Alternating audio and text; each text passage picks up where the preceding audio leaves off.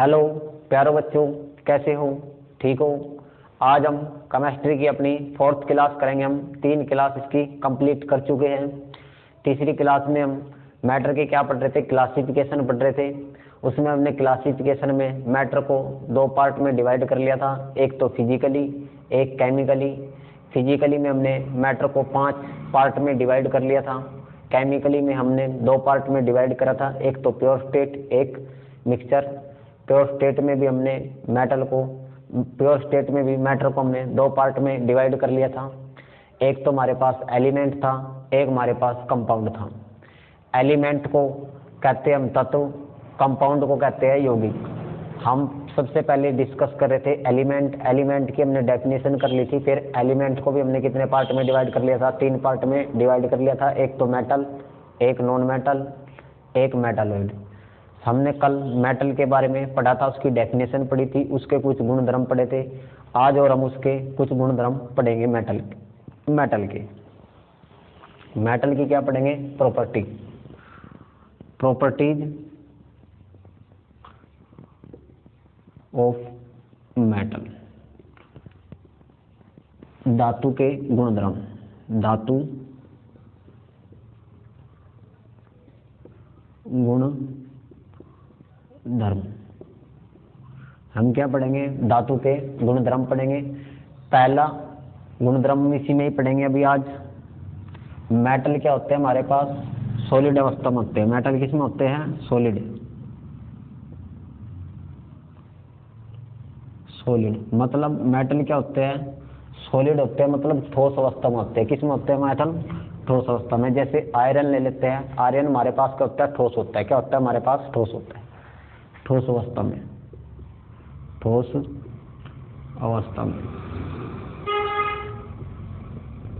Metal में भी क्या है? एक एक्सेप्शन है, अपवाद है, जो मरकरी है। मरकरी हमारे पास लिक्विड अवस्था में पाई जाती है। किस में पाई जाती है? मरकरी लिक्विड अवस्था में पाई जाती है। एक्सेप्शन, अपवाद। क्या है अपवाद? जो मरकरी है किस में पाई जाती है? हमारे पास जो मरकरी है, Hg से डिनोट करते हैं मरकरी को। ये हमारे पास किस में पाती है? द्रव अवस्था में, मतलब लिक्विड फॉर्म में पाई जाती है। अगला मेटल हमारे पास सॉलिड में हो गया। एक दूसरा गुणधर्म और पढ़ेंगे इसका। जो मेटल है,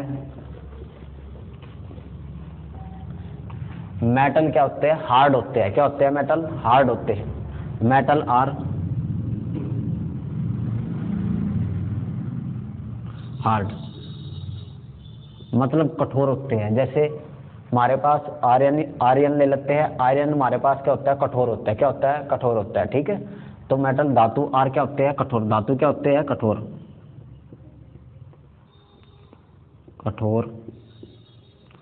होते हैं। इसमें भी एक्सेप्शन है, अपवाद है। सोडियम और पोटेशियम ऐसी धातु है जो सॉफ्ट होती है, मुलायम होती है। क्या होती है? सॉफ्ट होती है या मुलायम होती है। ये दोनों की दोनों आसानी से कट जाती है। क्या होती है? दोनों की दोनों आसानी से कट जाती है। क्या है अपवाद? एक तो सोडियम Na, पोटेशियम ऐसी धातु है, दोनों की दोनों सॉफ्ट है। दोनों की दोनों क्या है? आर सॉफ्ट, मतलब मुलायम है। इसी में ही इसका अगला और पढ़ेंगे गुणधर्म। इनका मेल्टिंग पॉइंट और बॉइलिंग पॉइंट हाई होता है। मेटल का melting point and boiling point क्या होता है? Metal are high boiling point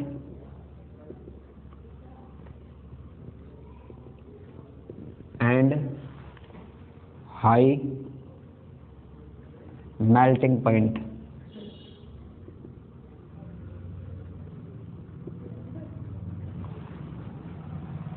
boiling point होता है जिस पर कोई चीज बॉईल करती है, उबलने लगती है, वो क्या होता है? Boiling point. मेल्ट होता है जिस पे कोई चीज पिघलने लगती है, वो मेल्टिंग पॉइंट कहलाता है। क्या कहलाता है? मेल्टिंग पॉइंट कहलाता है। मेल्टिंग पॉइंट को कहेंगे क्वथनांक। क्या कहेंगे, क्वथनांक कहते हैं मेल्टिंग पॉइंट को, बॉइलिंग पॉइंट को द्रवनांक कहते हैं, क्या कहते हैं, द्रवनांक, क्या कहेंगे इसको, द्रवनांक कहेंगे बॉइलिंग पॉइंट को, इसको क्या कहेंगे, मेल्टिंग पॉइंट को क्वथनांक, क्या कहेंगे, क्वथनांक। इनका क्या होता है, हाई होता है, क्या होता है इनका, हाई होता है। ये हमने मेटल के गुणधर्म पढ़ लिए। अब हम नॉन मेटल को पढ़ेंगे, अधातु को पढ़ेंगे। किसको पढ़ेंगे हम, अधातु को। तो हम क्या पढ़ेंगे अब, अधातु, नॉन मेटल के बारे में पढ़ेंगे, नॉन मेटल, अधातु। पहले अधातु की डेफिनेशन पढ़ेंगे, क्या होती है डेफिनेशन अधातु की, हम पहले क्या पढ़ेंगे, डेफिनेशन पढ़ेंगे। जिस तत्व के लास्ट वाले सेल में, लास्ट वाला सेल लेंगे, उस सेल के अंदर 4 से ज्यादा इलेक्ट्रॉन होंगे, कितने से ज्यादा होंगे, 4 से ज्यादा इलेक्ट्रॉन होंगे, वही क्या कहलाएगा, नॉन मेटल। क्या कहलाएगा, नॉन मेटल। जो भी हमने तत्व लिया, उस तत्व के लास्ट वाले सेल में 4 से ज्यादा इलेक्ट्रॉन होंगे, कितने होंगे, 4 से ज्यादा इलेक्ट्रॉन होंगे, वही क्या कहलाएगा, अधातु। क्या कहलाएगा, अधातु। जैसे मैं ले लेता हूं क्लोरीन, क्या ले लेते हैं, क्लोरीन। प्रोडिक टेबल में क्लोरीन का नंबर 17 है, प्रोडिक टेबल में क्लोरीन का नंबर 17 है। इसकी इलेक्ट्रॉनिक कॉन्फ़िगरेशन देखेंगे, इसकी इलेक्ट्रॉनिक कॉन्फ़िगरेशन। इलेक्ट्रॉनिक कॉन्फ़िगरेशन देखने के लिए पहले सेल में हमेशा 2 इलेक्ट्रॉन आते हैं। इसका जिसका नंबर जितना होता है उसमें उतने ही इलेक्ट्रॉन होते हैं, उतने क्या होते हैं उसमें इलेक्ट्रॉन होते हैं। पहले में 2 आएंगे, फिर कितने आ जाएंगे, 8, फिर कितने आ जाएंगे, 7। तो 2 8 10 हो गए और टोटल 17 हो गए। 7 और मिला लेंगे तो कितने हो गए, टोटल 17। तो लास्ट वाले सेल में कितने से ज्यादा है, 4 से ज्यादा इलेक्ट्रॉन है, कितने से ज्यादा है, 4 से ज्यादा इलेक्ट्रॉन है, उसी को कहते हैं अधातु। उसी को क्या कहते हैं, अधातु। उसी को क्या कहेंगे हम, अधातु। तो इसके लास्ट वाले सेल में कितने से ज्यादा है, 4 से ज्यादा है, तो क्या कहेंगे इसको, अधातु। क्लोरीन के हमारे पास अधातु है। वो तत्व जिसके लास्ट वाले सेल में 4 से ज्यादा इलेक्ट्रॉन हो, क्या हो, 4 से ज्यादा इलेक्ट्रॉन हो, उसी को क्या कहेंगे, अधातु। उसी को क्या कहेंगे, अधातु। अब हम इसी में इसकी दूसरी डेफिनेशन और पढ़ेंगे। जो तत्व इलेक्ट्रॉन लेता है, इलेक्ट्रॉन लेकर अपने ऊपर नेगेटिव चार्ज क्रिएट कर लेता है, क्या कर लेता है, नेगेटिव चार्ज क्रिएट कर लेता है, उसी को भी हम क्या कहते हैं, नॉन मेटल। उसी को भी क्या कहेंगे, नॉन मेटल। जो भी तत्व होगा वो तत्व अपने लिए एक इलेक्ट्रॉन लेगा, इलेक्ट्रॉन लेने के बाद अपने ऊपर एक नेगेटिव चार्ज क्रिएट कर लेता है, ऋणात्मक चार्ज प्रोड्यूस कर लेता है अपने ऊपर, उसको भी हम क्या कहते हैं, नॉन मेटल। क्या कहते हैं उसको भी, नॉन मेटल। तो हम नॉन मेटल की हमने दोनों डेफिनेशन पढ़ ली है। अब नॉन मेटल के हम क्या पढ़ेंगे, गुणधर्म। क्या पढ़ेंगे इसके भी, गुणधर्म। क्या पढ़ेंगे, गुणधर्म, प्रॉपर्टीज ऑफ नॉन मेटल।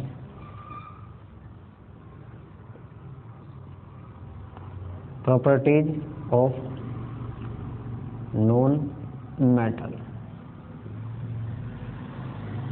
अधातु के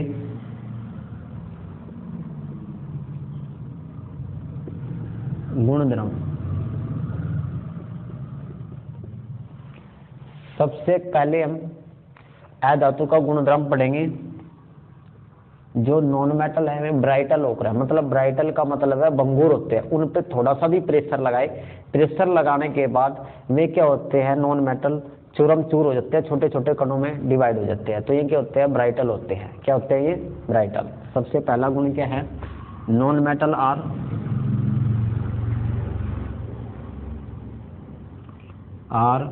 ब्राइटल। ब्राइटल का मतलब होता है भंगूर। भंगूर होता है, इन पर थोड़ा सा भी प्रेशर लगा दे, प्रेशर लगाने के बाद ये टूट जाएंगे, ऐसे टूट जाएंगे छोटे छोटे कणों में। क्या होते हैं, छोटे छोटे कणों में। ये इसमें ना तो डक्टिलिटी का गुण पाया जाता नॉन मेटल में, ना मैलिबिलिटी का गुण पाया जाता, ना तो ये अगवर्तक आघातवर्तक का गुण पाया जाता, ना ही इनमें तन्यता का गुण पाया जाता है। किसमें, नॉन मेटल में। किसमें, नॉन मेटल में। ना तो इनमें मैलिबिलिटी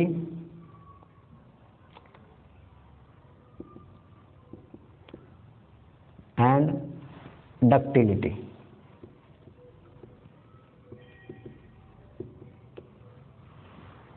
ना तो इनमें मैलिबिलिटी का गुण पाया जाता, ना ही किसका, डक्टिलिटी। ना तो इनमें आघातवर्ता का, ना ही इनमें तन्यता का। मैलिबिलिटी को कहते हैं आघातवर्ता, डक्टिलिटी को कहते हैं तन्यता। इनमें इसके भी गुण नहीं पाए जाते, इसके भी गुण नहीं पाए जाते हैं।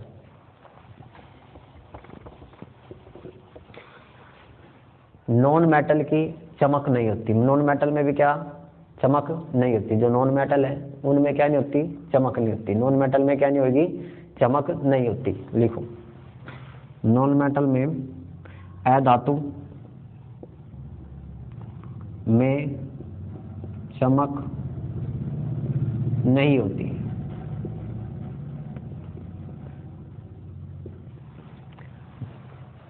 एक्सेप्शन है, इसमें भी अपवाद है। आयोडीन ऐसा धातु है, ऐसा अधातु है जिसमें क्या होती है, चमक होती है। जिसमें क्या होती है, चमक। आयोडीन हमारे पास एक्सेप्शन, अपवाद है ये भी।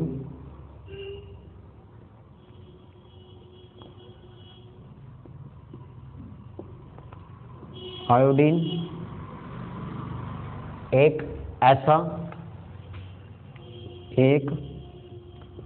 ऐसा अधातु है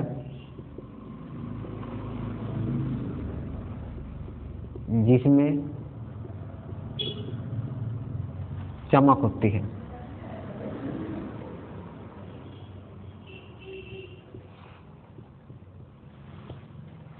और पढ़ेंगे इसमें हमारे पास अगला इसका प्रॉपर्टी में और पढ़ेंगे।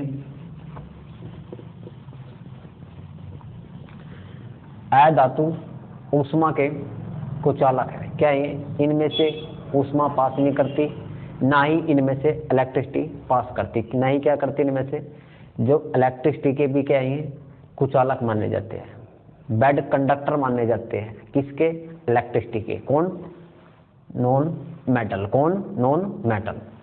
बेड कंडक्टर ऑफ इलेक्ट्रिसिटी के, बेड कंडक्टर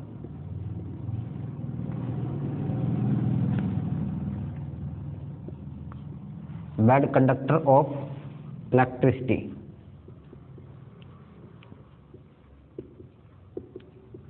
विद्युत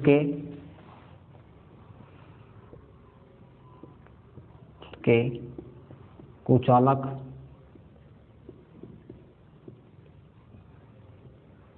होते हैं। इसमें भी एक्सेप्शन है।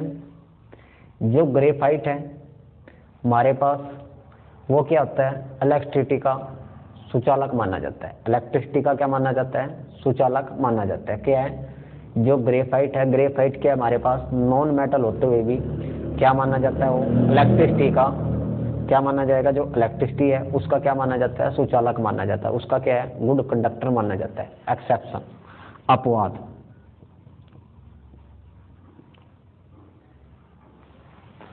क्या हमारे पास ग्रेफाइट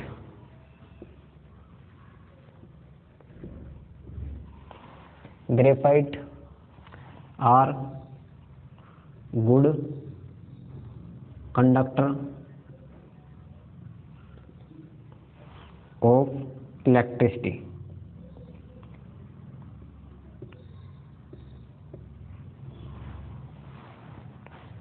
इलेक्ट्रिसिटी का क्या माना जाता है, गुड कंडक्टर माना जाता है ग्रेफाइट।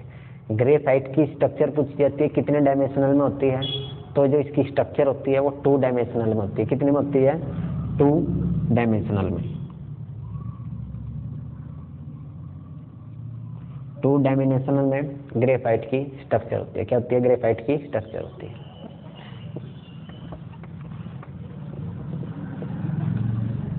अगला गुणधर्म पढ़ेंगे। जो नॉन मेटल है हमारे पास क्या होते हैं, मुलायम होते हैं। क्या होते हैं, ये मुलायम होते हैं, सॉफ्ट होते हैं। अगला क्या है, non metal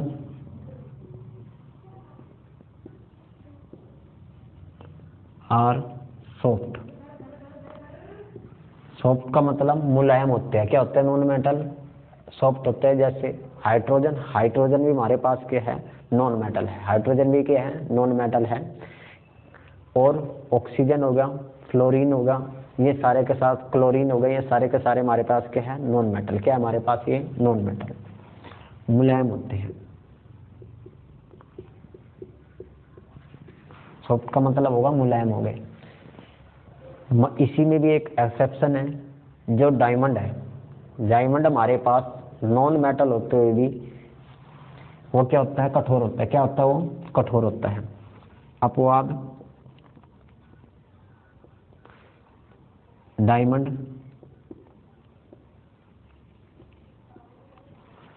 are very hard.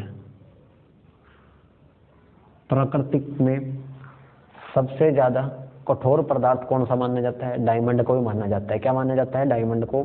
Diamond हमारे पास अधातु होते हुए भी फिर भी क्या ये कठोर है। क्या ये कठोर है, ये भी क्या एक अपवाद है। क्या ये कि अपवाद है। जो डायमंड है हमारे पास 3 डायमेंशनल स्ट्रक्चर बनाता है। कितनी बनाता है ये, 3 डायमेंशनल स्ट्रक्चर। जो डायमंड है, पूछा जाता है डायमंड है जो कितनी डायमेंशनल स्ट्रक्चर बनाता है, 3 डायमेंशनल स्ट्रक्चर बनाता है। आगे चलेंगे इसी में। इनका मेल्टिंग पॉइंट और बॉइलिंग पॉइंट कम होता है। क्या होता है इनका, जो नॉन मेटल होते हैं उनका मेल्टिंग पॉइंट और बॉइलिंग पॉइंट क्या होता है, कम होता है। Low melting point, low melting point and low boiling point. Low boiling point. Exception है इसमें भी एक, जो ग्रेफाइट है उस ग्रेफाइट का एक्सेप्शन लिख लेते हैं हम। अपवाद एक्सेप्शन अपवाद। जो ग्रेफाइट है उसका बॉइलिंग पॉइंट हमेशा हाई होता है। क्या होता है उसका boiling point, high. Graphite are high boiling point.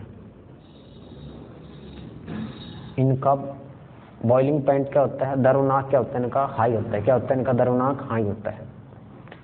अब हम अगली डेफिनेशन पढ़ेंगे मेटालॉइड। किसकी पढ़ेंगे, मेटालॉइड। ये इसके हमने क्या पढ़ लिए, गुणधर्म प्रॉपर्टीज पढ़ ली। जब हम इसे पूरा चैप्टर पढ़ेंगे इसका, मेटल नॉन मेटल, जब मैं इसको पूरा और कंप्लीट करेंगे हम और पढ़ेंगे इसके बारे में। अभी हम क्लासिफिकेशन पढ़ रहे तो हम थोड़ा थोड़ा डिस्कस कर रहे हैं इन सभी के बारे में। अब हम मेटालॉइड पढ़ेंगे।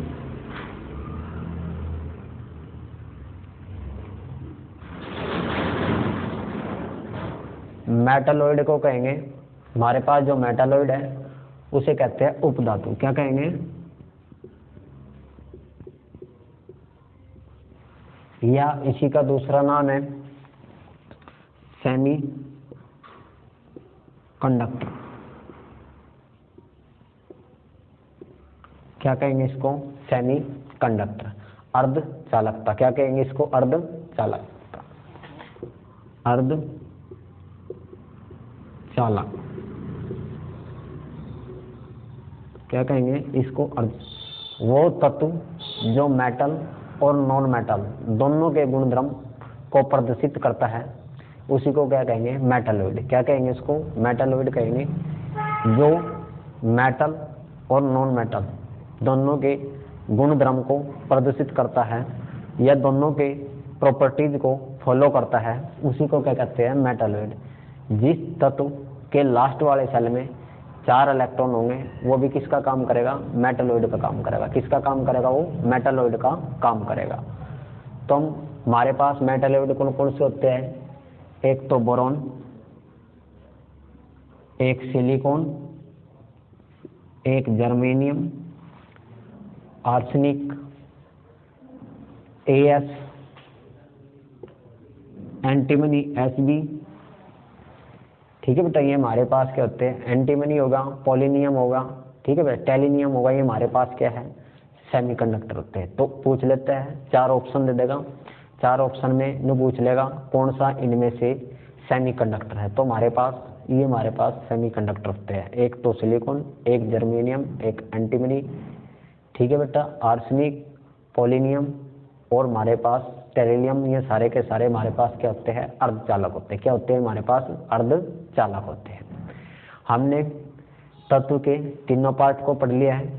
अब हम अगला पढ़ेंगे कंपाउंड। इसी का हम जो दूसरा पार्ट था कंपाउंड पढ़ेंगे। कंपाउंड की सबसे पहले डेफिनेशन पढ़ेंगे। कंपाउंड होता क्या है?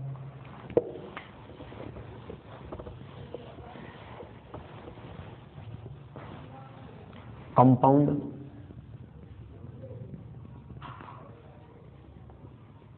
को कहते हैं यौगिक।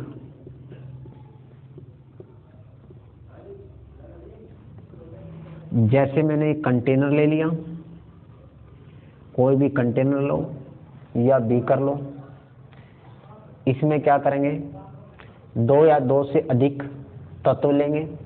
उन तत्वों की रेशो हमेशा फिक्स होगी, उनकी हमेशा रेशो, उनके संयोजन को ही क्या कहते हैं, कंपाउंड कहते हैं। क्या कहते हैं, उनके संयोजन को ही कंपाउंड कहते हैं।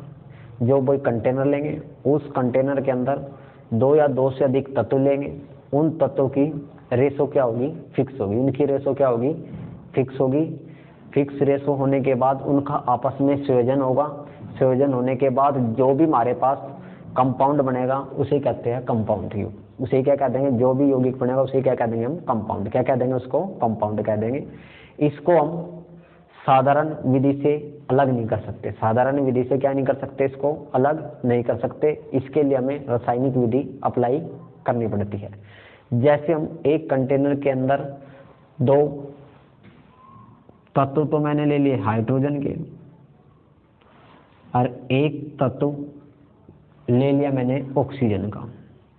इन दोनों के मिक्सचर को जब ये आपस में संयोजन करेंगे, संयोजन करके क्या बनाएंगे, वाटर। क्या बनाएंगे, वाटर बनाएंगे। क्या बनाएंगे, वाटर। इनकी रेशो फिक्स है, दो तो इसके लेंगे हाइड्रोजन के, एक तत्व किसका लेंगे, ऑक्सीजन का। इसी के दोनों के संयोजन से ही हमारे पास क्या बनेगा, वाटर। क्या बनेगा, वाटर। तो इन दोनों की रेशो फिक्स होती है। इसके कितने लिए, 2 हैं। इनका एटॉमिक मास लेते हैं, क्या लेते हैं, इनका 1 ही होता है। इसका 2 है तो 2 ही आ जाएगा। इसका कितना हो जाएगा, 16। ऑक्सीजन का नंबर 8 होता है, एटॉमिक मास का डबल कर देते हैं तो कितना हो जाएगा, 16। तो रेशो कितनी आ जाएगी, 1:8। तो 1 रेशो कितनी हो जाएगी, 8। तो इनकी कितनी होती है, रेशो फिक्स रेशो होती है। इनकी क्या होती है, रेशो फिक्स होती है। इसको हम वाटर को साधारण विधि से अलग नहीं करते, हाइड्रोजन को अलग नहीं कर सकते, ऑक्सीजन को अलग नहीं कर सकते। इसके लिए हम कौन सी विधि अप्लाई करते हैं, रासायनिक विधि। आगे हम पढ़ेंगे रासायनिक विधि भी, ठीक है बेटा, साधारण विधि भी। तो हम ये हमारे पास कंपाउंड था। हम कुछ कंपाउंड के नाम लिख लेते हैं, कौन कौन से की। मैं कंपाउंड की, कंपाउंड हमारे पास जैसे ले लेते हैं H2SO4, इसको कहते हैं सल्फ्यूरिक एसिड। क्या कहेंगे इसको, सल्फ्यूरिक एसिड। H2SO4 को। CO को क्या कहेंगे, कार्बन मोनोऑक्साइड। क्या कह देंगे, कार्बन मोनोऑक्साइड। H2O को क्या कह देंगे, वाटर। क्या कह देंगे, H2O को वाटर। क्या कह देंगे, H2O को क्या कह देंगे, वाटर। ये हमारे पास कुछ कंपाउंड के जिसका भी आपस में तत्व मिलकर एक कंपाउंड बना लेंगे, उसी को हम कंपाउंड कहते हैं। आपस में मिलके दो या दो से अधिक तत्व जब आपस में मिलेंगे, मिलकर क्या बना लेंगे, एक कंपाउंड। क्या बना लेंगे, कंपाउंड। उनकी रेशो क्या होगी, फिक्स होगी। क्या होगी, रेशो फिक्स। ये भी हमारे पास कंपाउंड भी कितने टाइप के थे, 2 टाइप के थे। एक तो ऑर्गेनिक,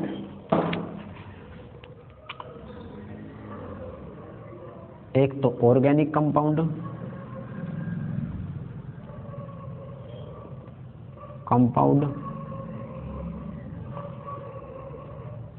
एक इनऑर्गेनिक। Inorganic compound. ऑर्गेनिक को कहेंगे कार्बनिक,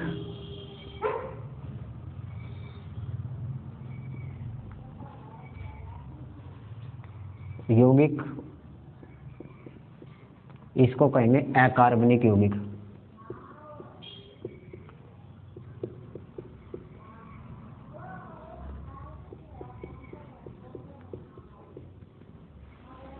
कार्बनिक यौगिक वो होते हैं जिसमें कार्बन और हाइड्रोजन के यौगिक प्रेजेंट होते हैं, उसको क्या कहेंगे, कार्बनिक यौगिक कहेंगे। जिसमें कार्बन और हाइड्रोजन के यौगिक प्रेजेंट होते हैं उसको कहते हैं कार्बनिक यौगिक। क्या कहेंगे? कार्बनिक यौगिक। अकार्बनिक यौगिक उसे कहेंगे जिसमें ना तो कार्बन के जो यौगिक हैं वे प्रेजेंट नहीं होते, कार्बन के यौगिक प्रेजेंट नहीं होते, उसको कहेंगे इनऑर्गेनिक कंपाउंड। क्या कहेंगे उसको? Inorganic compound. दोबारा सुन लो डेफिनेशन। कार्बनिक यौगिक वो कहेंगे जिसमें कार्बन के यौगिक क्या हो? प्रेजेंट हो। कार्बन के यौगिक क्या होंगे? प्रेजेंट। जैसे एग्जांपल ले लेता हूँ मीथेन, CH4। मीथेन का फार्मूला क्या होता है? CH4। तो इसमें कार्बन का यौगिक प्रेजेंट है। इनऑर्गेनिक कंपाउंड उसको कहेंगे जिसमें कार्बन के यौगिक प्रेजेंट नहीं होते। जैसे ले लेते हैं NaCl। क्या ले लेते हैं? NaCl। इसमें कार्बन का यौगिक प्रेजेंट नहीं है, इसी को क्या कहते हैं हम? Inorganic compound. जो कार्बनिक यौगिक है हमारे पास क्या होते हैं? ये ज्वलनशील होते हैं। क्या होते हैं? ये ज्वलनशील होते हैं। जो कार्बनिक यौगिक हैं क्या होते हैं? ज्वलनशील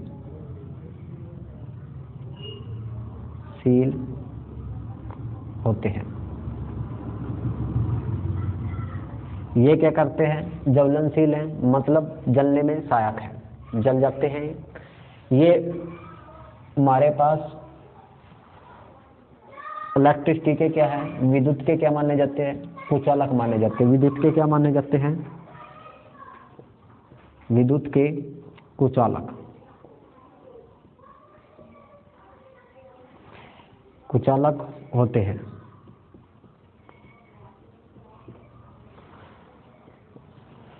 इनका मेल्टिंग पॉइंट, बॉइलिंग पॉइंट क्या होता है? कम होता है। Melting point and boiling point low. इनका मेल्टिंग पॉइंट, बॉइलिंग पॉइंट क्या होता है? लो होता है।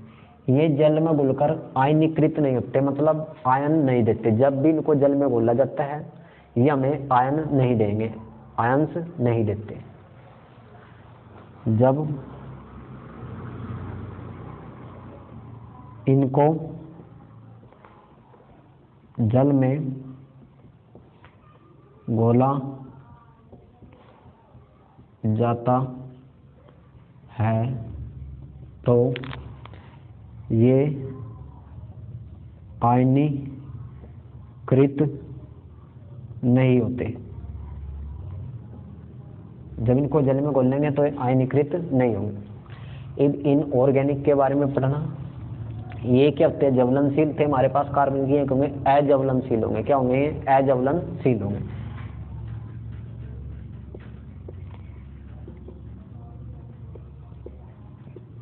होते हैं। दूसरा, ये विद्युत के क्या माने जाते हैं? कुचालक। ये विद्युत के क्या माने जाएंगे? सुचालक के सुचालक।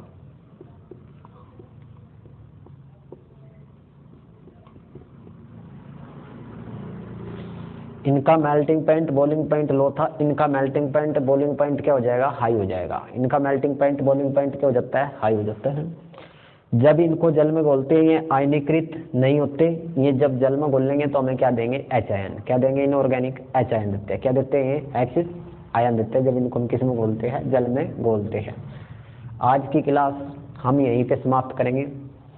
आप सभी बच्चे इन वीडियो को देखते रहो, अपने पेपर की प्रिपरेशन करते रहो, जिससे आपका SSC का भी निकल जाएगा, ग्रुप डी का, NTPC के लिए जितनी मैं साइंस करा रहा हूँ बहुत काफ़ी है। आपका कोई भी क्वेश्चन नहीं छूटेगा। आप अपनी तैयारी करते रहो और हमारी इन वीडियो का लिंक आप हर एक बच्चे तक शेयर जरूर करें। थैंक यू, धन्यवाद आपके लिए।